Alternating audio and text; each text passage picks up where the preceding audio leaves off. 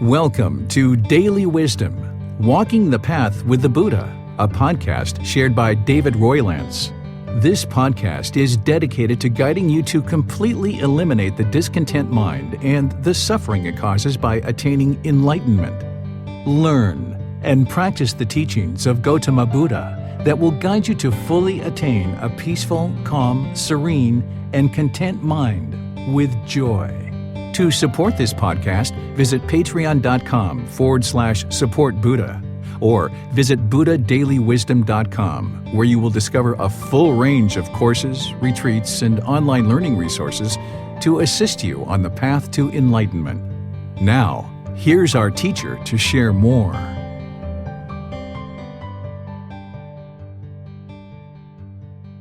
Sawadee Kap. Hello and welcome to Daily Wisdom, Walking the Path with the Buddha. Today is our group learning program, and I'm going to be guiding you in a loving kindness meditation session. Then afterwards, I'm going to open up to any and all questions that you guys have related to the path to enlightenment, whether that's about meditation or any other topic that you would like to ask questions about. If you'd like to join for this meditation, the way that I start is with some chanting to ease us into the meditation. I'm then going to guide you in a breathing mindfulness meditation session, where there's going to be a brief period of time after the guidance where we're just going to be doing the breathing mindfulness meditation together. Then we're going to be doing the loving kindness meditation, where there's these affirmations that I'm going to be sharing, where you'd like to repeat this in the mind on the out breath. Then we're going to go back to the breathing mindfulness meditation, and then we're going to come out with the chanting. It's kind of like a loving kindness sandwich with loving kindness in the middle. The lettuce and tomato is like the breathing mindfulness meditation, and then the bread holding it all together, that's the chanting. This is a great meditation. It's going to help you to eliminate anger, hatred, ill will, all the lesser versions as well, like frustration, agitation, annoyance, even the slightest dislike towards others.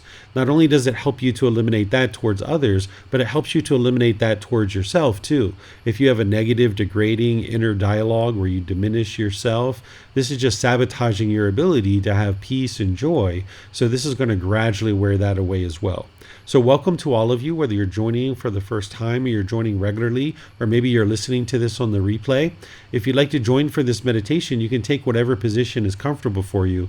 And then if you'd like to join along in the chanting, you're more than welcome. And then afterwards, I'll come back in with the guidance for the meditation.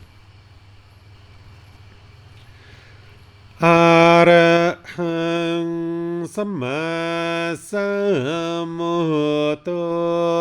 Mahakawa Bhutang Mahakavanang Apivateyami Savakato Mahakavata Tammo Dhammang Namasami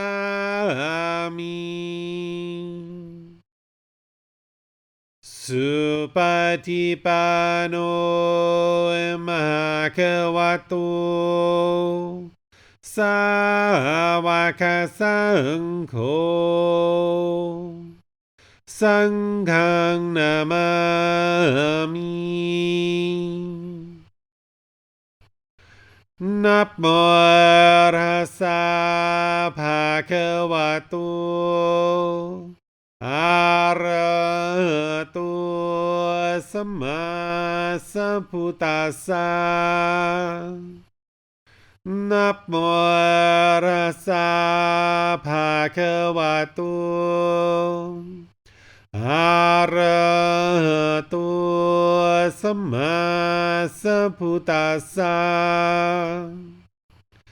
Namo Tassa Bhagavato Arahato Samma Sambuddhassa Iti piso mahakawa Arahang Samma Sambuddho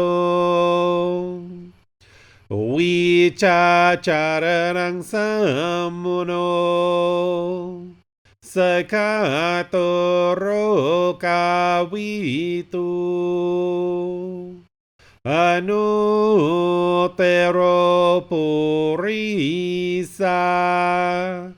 dhamma sati satatava manusanam Bhoto Bhagavati.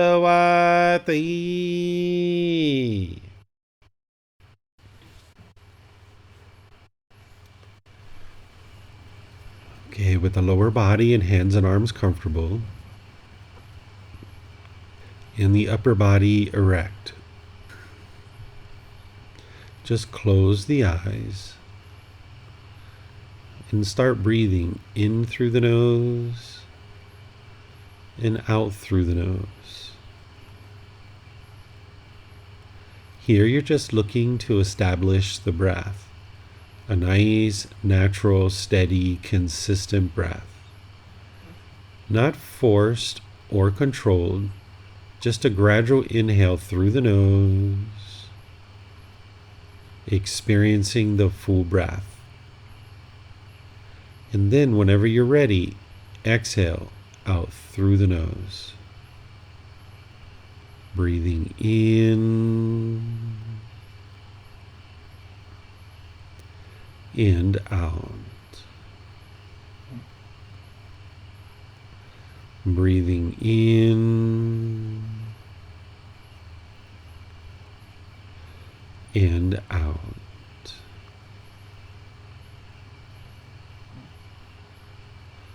Your breath may not match up with the guidance that I'm providing, and that's okay. This is your practice. I'm just here for guidance. You can use this voice as a reminder that whenever you get to the next inhale, breathing gradually through the nose, developing a nice, natural, steady, consistent breath. And then whenever you're ready, exhale out through the nose, experiencing the full breath. Breathing in and out. Breathing in and out.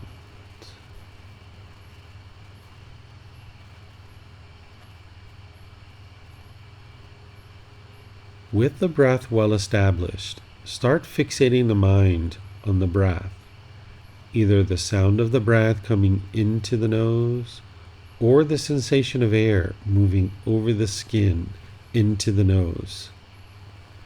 The breath is the present moment. Fixate the mind on the breath, the present moment. Breathing in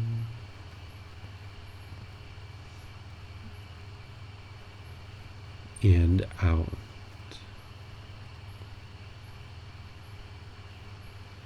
Breathing in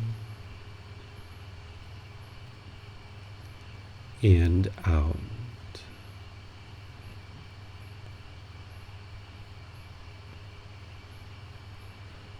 With the mind fixated on the breath, whenever you notice that it moves off the breath, cut that off, let it go, and come back to the breath, the present moment.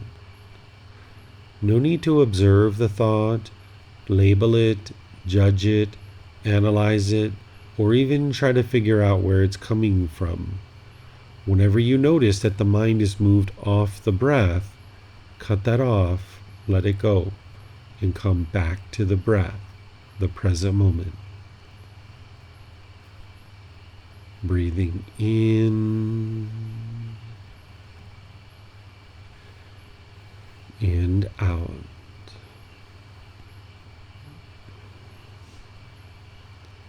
Breathing in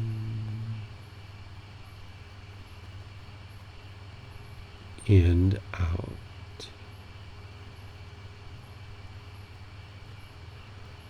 I'm going to be quiet now and let you do this work of focusing on the breath, cutting off and letting go anytime the mind moves off the breath. Then I'll be back with more guidance on loving kindness meditation. You have nowhere to go. There's nothing to do. No one needs you right now. This is your time to focus on the breath. Breathing in and out.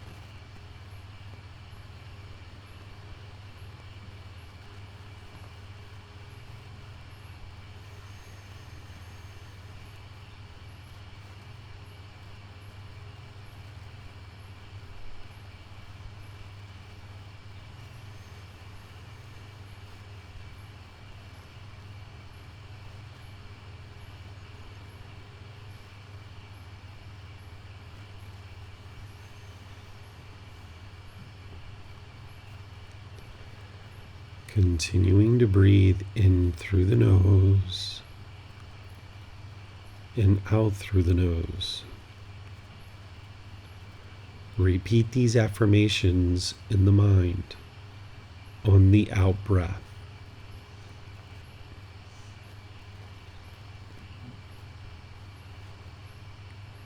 May I be peaceful.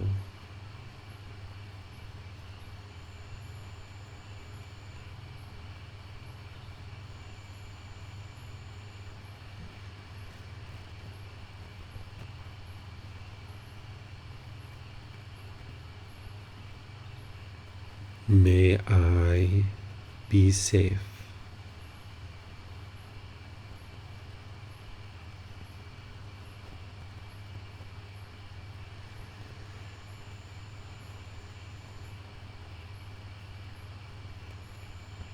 May I be well.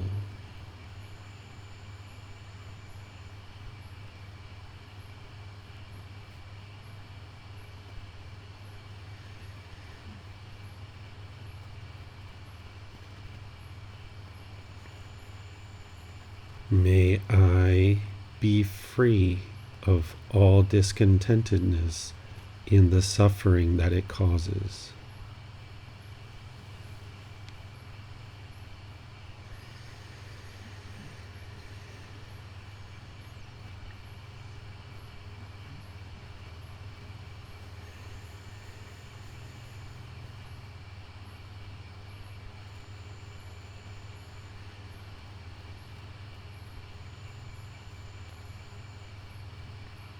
May Mom and Dad be peaceful.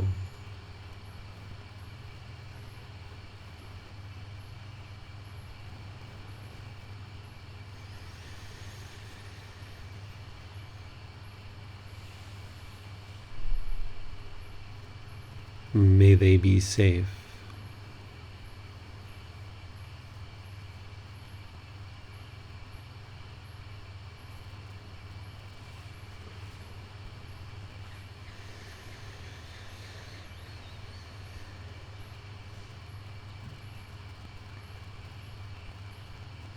May they be well.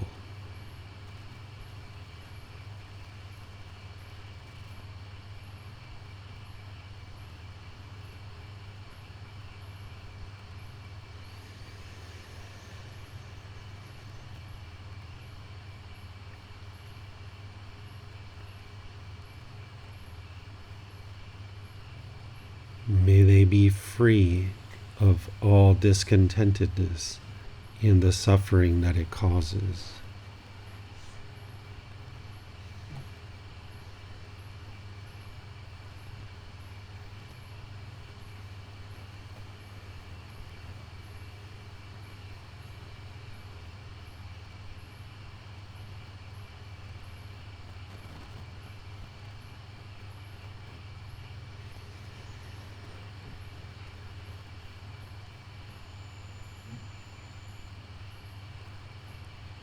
May my family, friends, neighbors, and coworkers all be peaceful.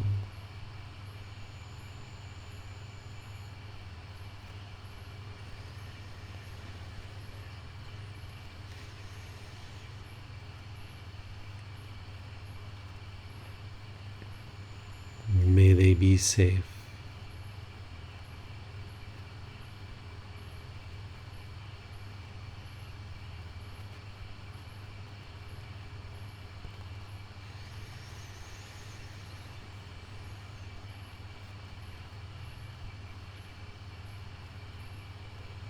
May they be well.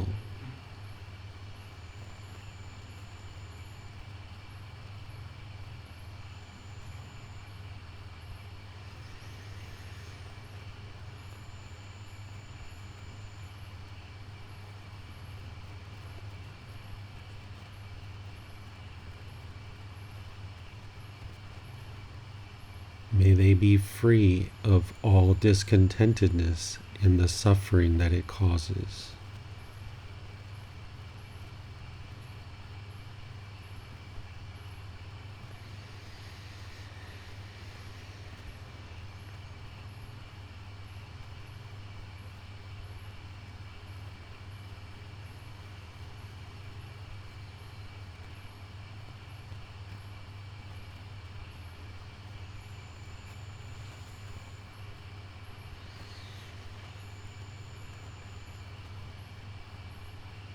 May all those who have harmed me be peaceful.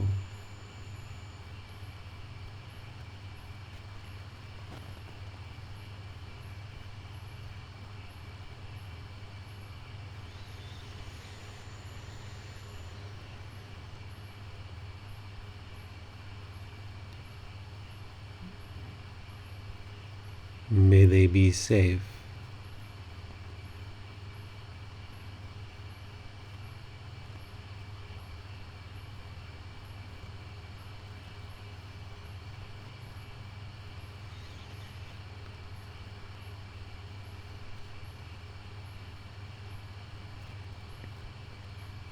May they be well.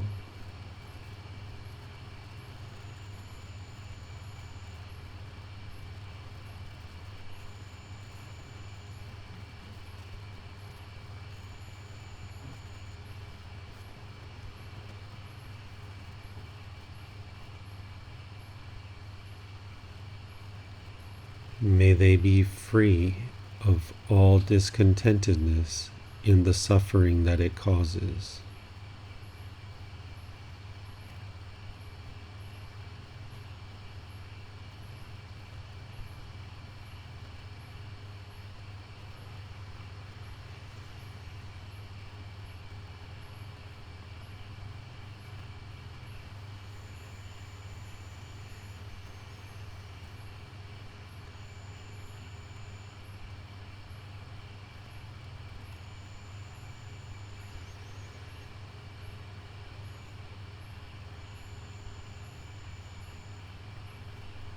May all those who I have harmed be peaceful.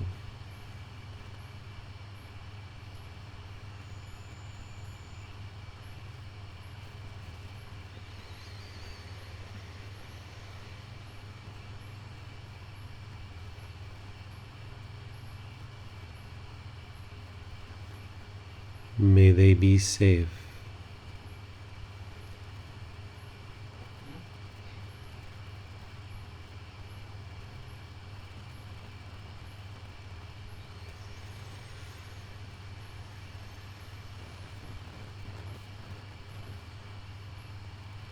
May they be well.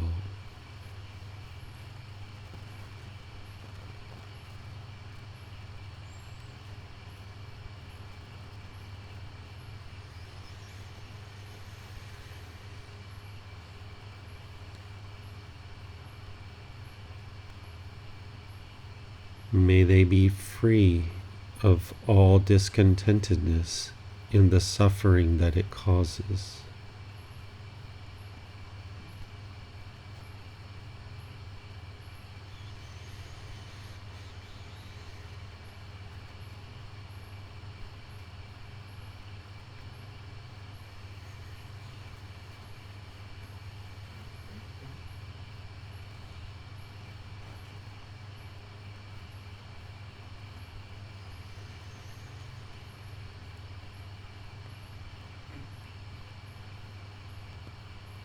May all beings, wherever they reside, be peaceful.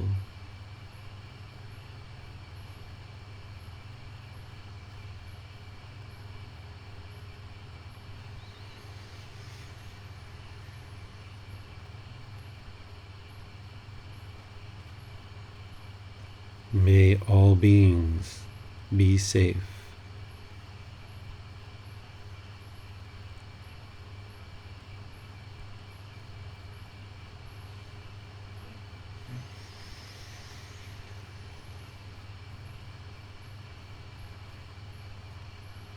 May all beings be well.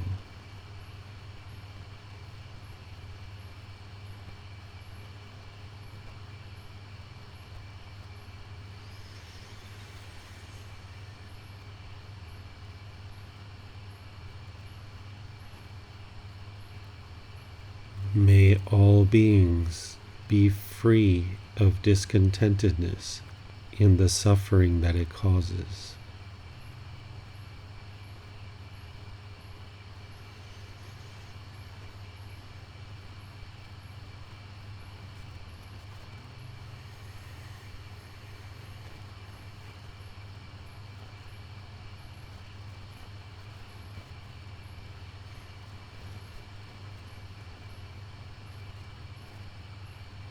Now return back to breathing mindfulness meditation, focusing on the breath, cutting off and letting go anytime the mind moves off the breath.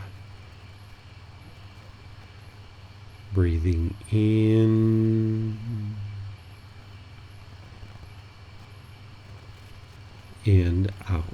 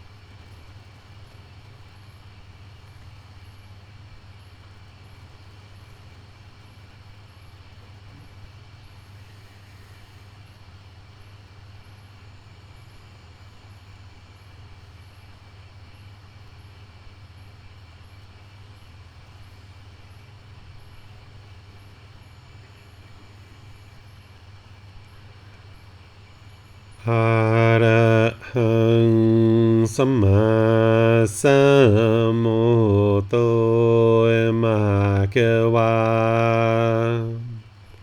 พุทธังมหาเกวันหังอภิวาเทมิ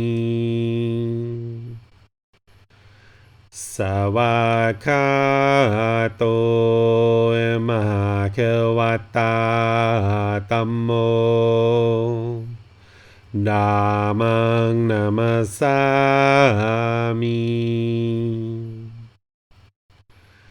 สุปฏิปันโนมหาเกวัตโตสาวกสังโฆสังฆังนามามินับโมอะระหะสะภะคะวะโตอะระหะโตสัมมาสัมพุทธัสสะนับโมอะระหะสะภะคะวะโตอะระหะโตสัมมาสัมพุทธัสสะนับโมอะระหะสะภะคะวะโตอะระหะโตสัมมาสัมพุทธัสสะอิติปิโสมะคะวะอะระหังสัมมาสัมพุทโธวิจาจารณังสัมมุโนสกขาโตโรกาวิตุอนุเตโรปุริสาดามาสติสัตตาตาวามนุสนังพุทโธภาควาติ Okay, if you guys would like to slowly make your way out of meditation. Okay, once again, welcome to all of you guys. Nice to see everyone in class today. I apologize for not being able to live stream through Facebook or YouTube. I'm here in the mountains of Chiang Mai and unable to live stream because I have a very, very, very weak internet connection here, so I can barely actually do Zoom. But I thought I would hold class here in Zoom for those of you guys that would like to come in and do some meditation, or if you guys have questions, thought I would open myself up to any questions that you guys have, just like I typically do.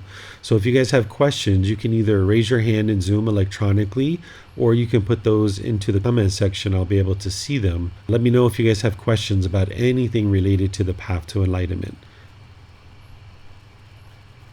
Okay, I'm not seeing. Okay, here we go. Yi Hung has a question. Go ahead, ma'am. Thank you, Teacher David. I have a question about the career that I've been recently working as a sustainability manager for a company for a while. And at the beginning, I feel like the mind really enjoys this job. It involves a lot of conversations with people, with colleagues, and development of strategy and this sort of part. I really enjoy the part of communicating with people and brainstorming with people or putting people together. But now recently, this job comes to a task that we are sort of doing something like compliance, but something also like following the steps of the United Nations compliance to report companies' like initiatives on sustainability strategies.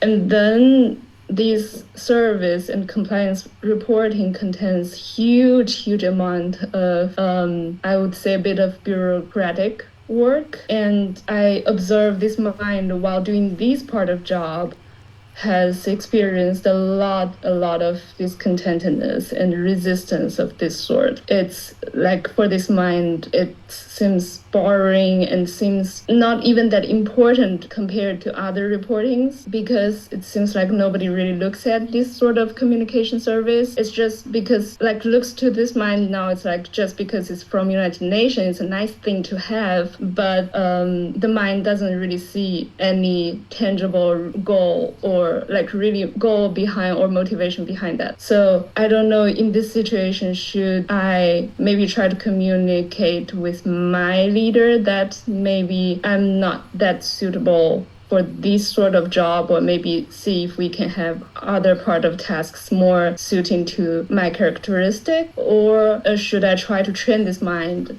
get used to the tons of like bureaucratic jobs. I observe now it's like for this compliance job, probably for 15 minutes of doing this job, the mind needs 30 minutes to calm the discontentedness down after the 15 minutes of work. So I think it's very ineffective right now. And what would you advise on that? Yeah, there's multiple things you can do here. You suggested two of those, right? You could talk to your manager, talk to your boss, and see if there's a way to make this particular position work better for you, and yet you feel more affection towards doing this work. Yes, you could train your mind to let go of any cravings, desires, attachments that are holding you back and causing that discontentedness. A third option is you can also change your job to another job, because it's not uncommon for people to get onto this path. You know, they're in a certain job, get onto this path to enlightenment and start training their mind and realize that the job that they're doing or the livelihood that they have is not suitable for them, because what drove them into that particular position was based in craving, desires, attachments. It's not uncommon for people to change their careers as they're making their way on the path to enlightenment, because there's certain craving and certain clinging, even ego can drive us towards a certain type of career or a certain type of job. And as you're eliminating that pollution out of the mind doesn't see those things as important anymore. And then it's very frequently people switch to a different career. So for example, like me, when I first started out, I discovered in college that I really wanted to help people. That was my ultimate thing that I really enjoyed doing. And I thought I would be a police officer or a social worker. But because I had a craving for money at that time, it took me in the direction of IT and computers, which I learned a lot in that field. But that's the reason why I went in that direction, is because I was having a craving for money. And at that time, police officers and social workers didn't really get paid much. So I did that for 7.5 years, made all kinds of money, but then that craving burned out and I found the job to be boring and not interesting anymore. So then I switched, right? And then I switched to different things. So as you're training your mind, you can notice that your interest in what it is that you would like to contribute to the world will change. So you could do, like you said, is talk to your manager. That's a good, viable thing that is something you can do pretty readily, and see if you can work something out there. Because if everything else in the job is pretty decent and that's the only thing that you're having challenges with, that could potentially solve your issue right there. But nonetheless, you are going to need to eliminate your cravings, desires, attachments, whatever is underlying that discontentedness. You're going to need to eliminate that regardless. And then the third option is that you could go find another job. But there's going to be certain things in that job that you don't like either, right? Because of the certain cravings, desires, attachments. So at the end of the day, you've got to eliminate the cravings, desires, attachments.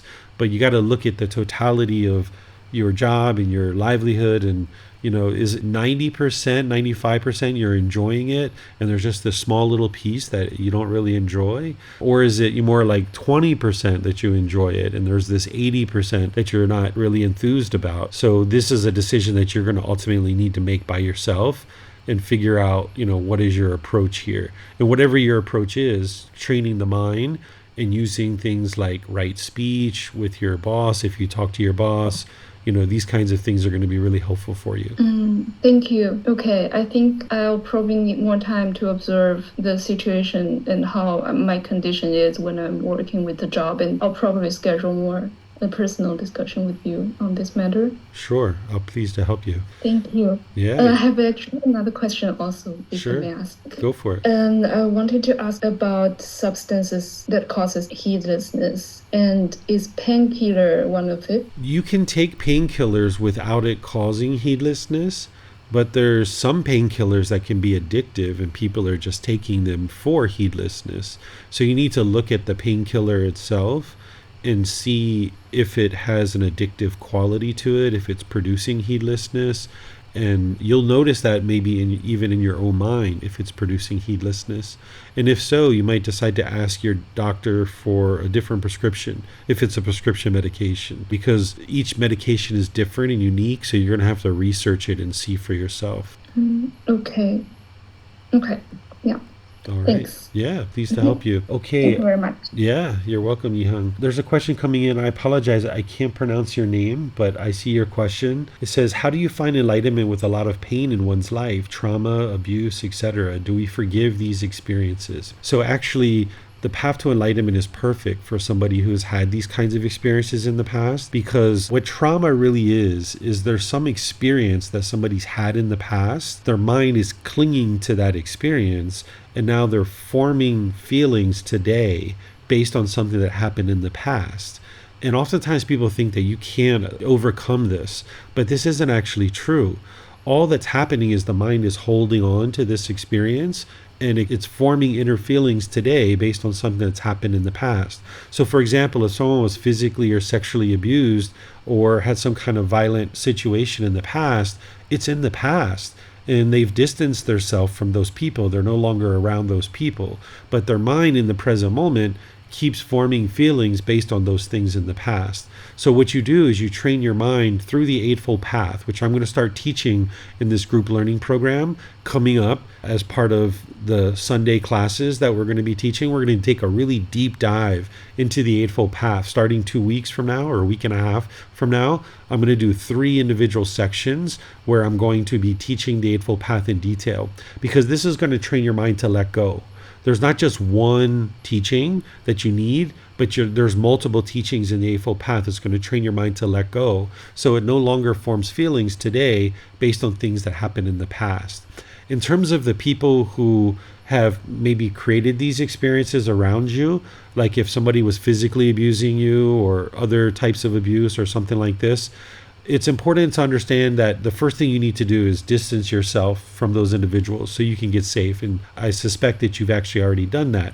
So that's like the first thing you would like to do, is distance yourself from anybody who's causing a lack of safety to the physical body, right? And now when you're away from that person, there's really nothing to forgive here, because any kind of painful feelings that you're experiencing are actually coming from your own mind.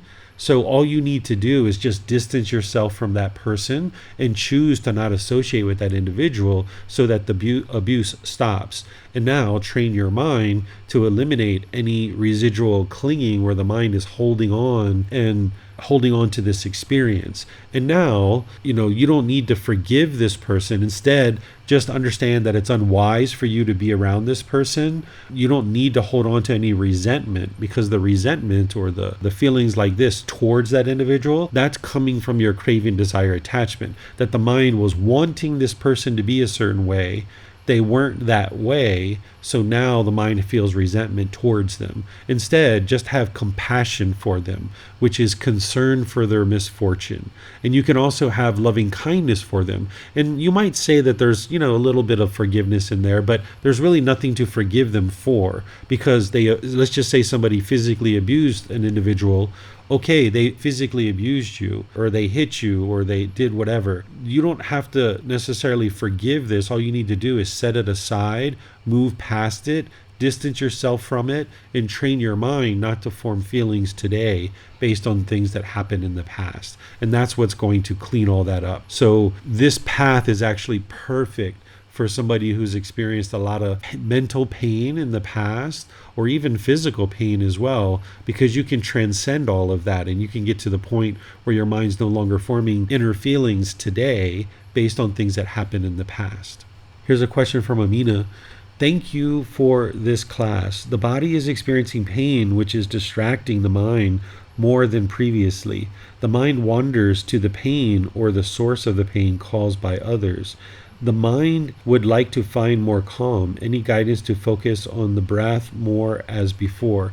Yeah, I understand your situation, Amina, because you and I have talked about it privately through private message and stuff. It's important to do the same thing as what I was just describing as well, is understand that this situation is in the past. You can't go back and change it. Being angry at these people who did the things that they did isn't going to fix it. All you can do at this point in time is just make wise decisions to bring this body back as close to health as possible through your wise decisions, whether it's food or therapy or exercise or whatever it is, hot packs, massages, things like this, yoga, whatever it is that you need to do in order to get this body back to health. Keep making those wise decisions toward that. And then as you're noticing the physical pain coming up, just redirect the mind to something else. Don't allow the mind to crave permanent comfort. Remind yourself that this pain that you're experiencing is impermanent. It is absolutely impermanent. And every time it comes up, just redirect your mind to something else. Try to cut that off and let it go. Redirect to something else. Remind yourself that this pain is impermanent, and just keep making wise decisions towards bringing it back to health as much as possible. Okay, I don't see any other questions anywhere. Does anyone else have any questions before I decide to end class? Okay, Yihang, you have a question?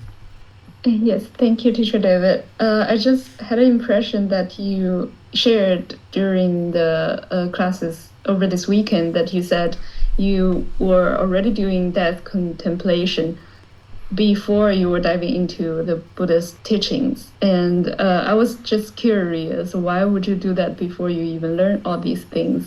I feel like it's not really normal. People do that. Yeah, once I understood my past lives, which I didn't fully understand until I was about 44 years old. Once I understood, I could look back over the course of my life and I could see that because of the past lives that I had, there were 2 previous human lives and there was countless animals that I could remember. I know in those previous human lives that I was practicing these teachings. So just like the Buddha describes in his teachings, that if you've practiced the teachings in your past lives, that wisdom is still within your mind. So I had that wisdom without realizing that that's what it was and that's what I was doing. I didn't fully realize that until my mid-40s, but I was already doing things in my earlier years based on the wisdom that I had from previous lives. That's why I ended up doing it. Okay. Thank you. Yeah, you're welcome. Okay, we have some more coming in here. You're welcome, Amina. Pleased to help you. Mayu Lee asked, for a few weeks, this mind has been caught by human and have been complacent. This mind now has applied the factor of enlightenment of investigation, energy, and joy to read and watching recordings. Thank you, teachers, for all the resources that you have available. Oh, you're welcome, Mayuli, pleased to help you. Yeah, complacency comes and goes. It's interesting like this because you can go through waves of this, right? Where you can be really dedicated, studying a lot, examining the teachings, doing all your meditations, and everything's going really well.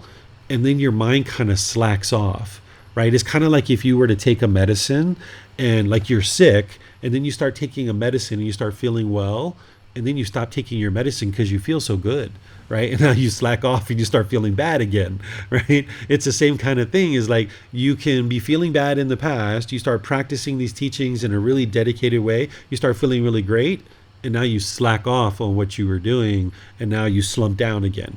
So in order to get to enlightenment, you need to have this long-term dedication, this long-term consistency, this long-term diligence over multiple years. The Buddha talks about this in his teachings, and you'll notice this in your life too.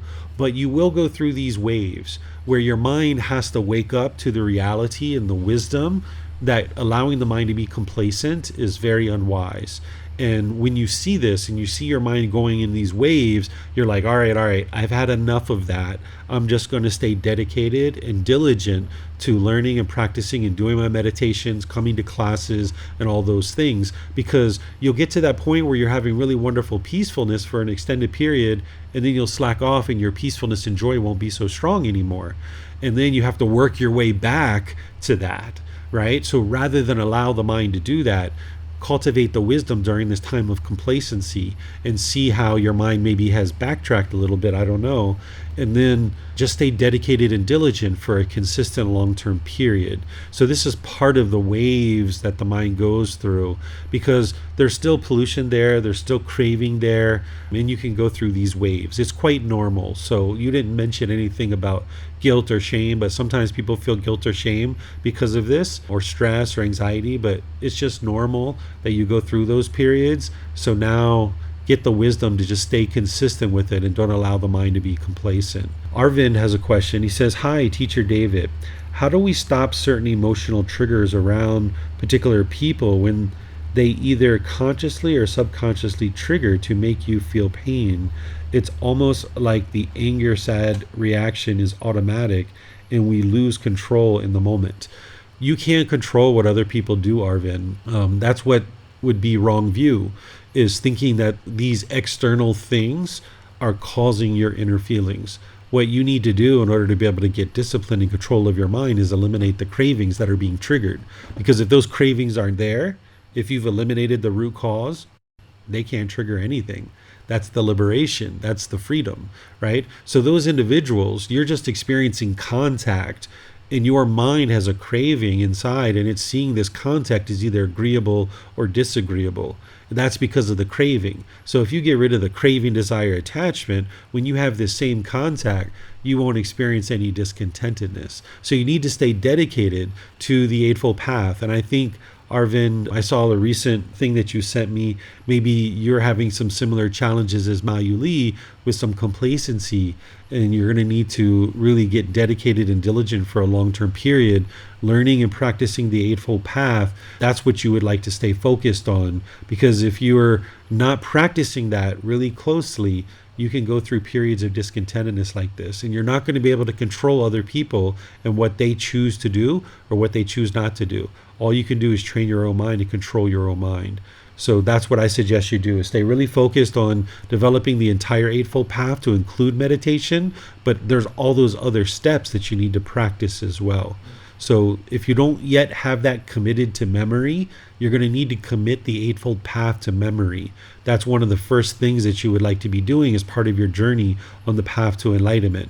And as I was mentioning, I'm going to teach that over the next few Sundays. You're going to see me going into detail with the Eightfold Path. So if you're going to be either attending or watching the recordings, that would be really helpful for you to be able to get really in depth with the Eightfold Path and really soak it in your mind to the point where you've got it memorized inside and out, backwards and forwards. Okay, another comment or maybe a question here by, I'm sorry, the individual, I can't pronounce your name. Thank you. Is there a group that we can be part of aside from the Facebook groups and the lives? I would really benefit from a Discord group where we can actively ask questions. The way that you can get help from me is that you can ask questions in a live class like this, and we have them all throughout the month. We have Sunday, Wednesday, and Saturday, which are regular classes, but then I also have courses Monday through Friday at different times too. So you can ask questions in our live classes. You can post in our Facebook group, and I will answer you there. You can send me a private message and I will answer that either in WhatsApp, Line, Facebook Messenger, WeChat, email, whatever it is that you'd like to do. Or you can schedule personal guidance. You can go to our website and then we can talk one-on-one here in Zoom, and you can ask me any and all questions that you like. So those are the four methods: ask in class, post on our Facebook group, send private message to me, or schedule personal guidance, and I will help you that way. All right, you're welcome, Ayuli. And Arvind, thank you, Teacher David. You are right. I have become complacent and thus now have to deal with the negative consequences. We'll work hard to get back on track. Thank you for your guidance. Yeah, you know, there's a great little discourse from the Buddha. It's actually like a simple statement where he says, Meditate, monks. Do not be complacent, lest you regret it later. And it is so true. Everything the Buddha said is so true, right? Because if we don't meditate and then you experience discontentedness, you'll really be frustrated and agitated. You're going to regret having not trained your mind. So that's where the complacency really catches up with you. It kind of sabotages your ability to have a peaceful and joyful life. So wherever you see your mind slipping into complacency, really apply dedication to get back on the bandwagon, so to speak. And the thing about complacency is the earlier you catch it, the better. If you allow it to go on for 1 week, 2 weeks, 3 weeks, 4 weeks, 5 weeks, it's a lot harder to get the mind out of that complacency. You can still do it. I went one time 2.5 years without meditating. It was the worst 2.5, 3 years of my life, but nonetheless, I was able to get my mind out of that complacency, right? So it's the same thing with you. If you allow your mind to go so long without meditating, without coming to classes, without reading books, you might go through periods of time, a week or two here or there, where you're not reading a book or you're not coming to a class, but nonetheless, you need to keep your meditation and each individual factor of the Eightfold Path in practice. This is like a full-time job. So if you're not staying dedicated and diligent like that, then the mind can become complacent. And the longer that it stays complacent, the harder it is to get it out of that. So if you're noticing that your mind's complacent for like a day or two, snap out of that. Snap out of it. It's so much easier to get it out of complacency when it's just a short period of time like that. Even if you let it go on for 2 or 3 weeks, it can be a little bit more challenging because what's causing the complacency is the craving and the clinging. The mind is holding on. It doesn't want to let go. So you get into social media or you get into some unwholesome thing, you get into binge watching TV or whatever it is that your mind's doing other than meditating and learning the teachings.